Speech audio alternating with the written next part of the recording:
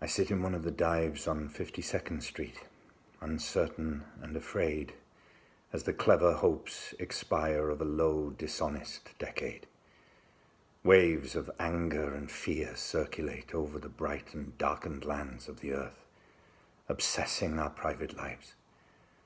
The unmentionable odour of death offends the September night. Accurate scholarship can unearth the whole offence, from Luther until now, that has driven a culture mad.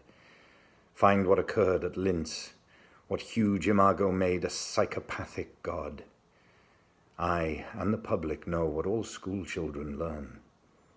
Those to whom evil is done do evil in return. Exiled Thucydides knew all that a speech can say about democracy, and what dictators do, the elderly rubbish they talk to an apathetic grave. Analysed all in his book, the enlightenment driven away, the habit-forming pain, mismanagement, and grief. We must suffer them all again. Into this neutral air where blind skyscrapers use their full height to proclaim the strength of collective man, each language pours its vain, competitive excuse. But who can live for long in an euphoric dream? Out of the mirror they stare, imperialism's face and the international wrong. Faces along the bar cling to their average day. The lights must never go out. The music must always play. All the conventions conspire to make this fort assume the furniture of home, lest we should see where we are, lost in a haunted wood. Children, afraid of the night, who have never been happy or good. The windiest militant trash, important persons shout, is not so crude as our wish.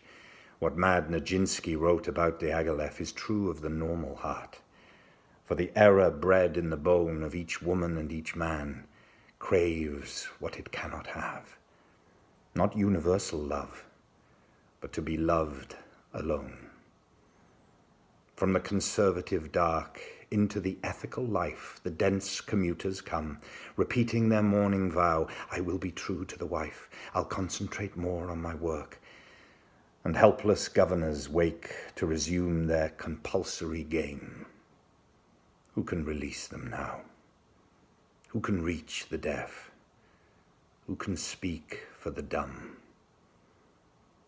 All I have is a voice to undo the folded lie, the romantic lie in the brain of the sensual man in the street, and the lie of authority whose buildings grope the sky. There is no such thing as the state, and no one exists alone. Hunger allows no choice to the citizen or the police. We must love one another or die. Defenseless under the night, our world in stupor lies, yet dotted everywhere. Ironic points of light flash out wherever the just exchange their messages. May I, composed like them of eros and of dust, beleaguered by the same negation and despair, show an affirming flame.